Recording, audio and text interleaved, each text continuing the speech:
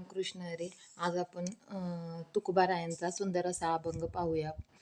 बहुता जन्मांती जन्मलासी नरा, देव तो सोयीरा करी आता बापा स्वहिताचा स्वार्थ, अनर्थांचा अर्थ सांडी परिता. सांडी आता कुडी कल्पनेची वाट, मार्ग आहे नीट पंढरीचा. पंढरीसी जावे सर्व सुख घ्यावे, रूप ते पहावे विटेवरी नीट आनंदाचा कंद, तुकानाचे छंदे नामघोषे. या अभंगामध्ये तुकाराम महाराज म्हणतात की हे प्राण्या, अनेक जन्म घेतल्यानंतर तुला अनमोल असा मनुष्य जन्म प्राप्त झाला आहे आणि देव आपलाच करून घ्यायचा असेल तर तुला काय करायचं आहे तर भक्ती केली पाहिजे आणि सदैव पांडुरंगाचं काय केलं पाहिजे, नामस्मरण केलं पाहिजे. आणि मानवा तुझं हित कशात आहे ते तुला समजून घेतलं पाहिजे. त्यामुळं अनर्थ काय होईल, अनर्थ टळेल. धनाच्या पाठीमागे तू लागू नकोस आणि मनात कोणत्याही प्रकारचे संकल्प विकल्प आणू नकोस.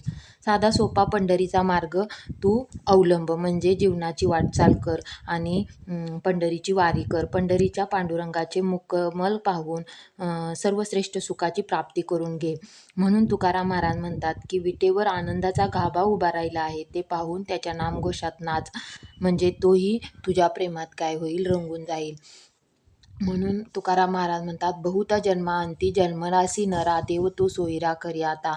म्हणजे बहुत जन्म घेऊन नर जन्म आपल्यास प्राप्त झाला आहे. त्या जन्मामध्ये काय करायचं आहे, देव हा आपला करून घ्यायचा आहे. पुढल्या अभंगामध्ये महाराज म्हणतात पवित्र ते कुळ पावन तो देश, जेथे हरीचे दास जन्म घेती.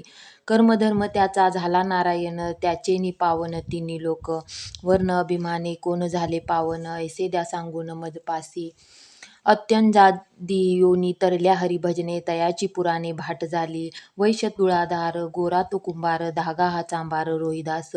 कबीर मोमीन लतिफा मुसलमान, सेना न्हावी जान विष्णुदास. कानोपात राखो दू पिंजारी तो दादू, भजनी अभेदू हरीचे पायी. चोका मेळा बंका जातीचे महार, त्यासी सर्वेश्वर ऐके करी. नामयाची जनी कोण तिचा भाव, जेवी पंढरराव तिये सवे.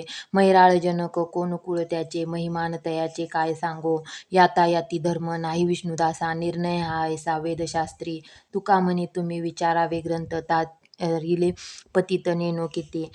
महाराज म्हणतात की ज्या ठिकाणी हरीचे दास जन्म घेतात ते स्थान व कुळ काय आहे, अतिशय पवित्र आहे आणि या वैष्णवांचे सर्व कर्म धर्म हे नारायणच असते. त्यामुळे ते वैष्णव तिन्ही लोकांमध्ये पावन आहेत.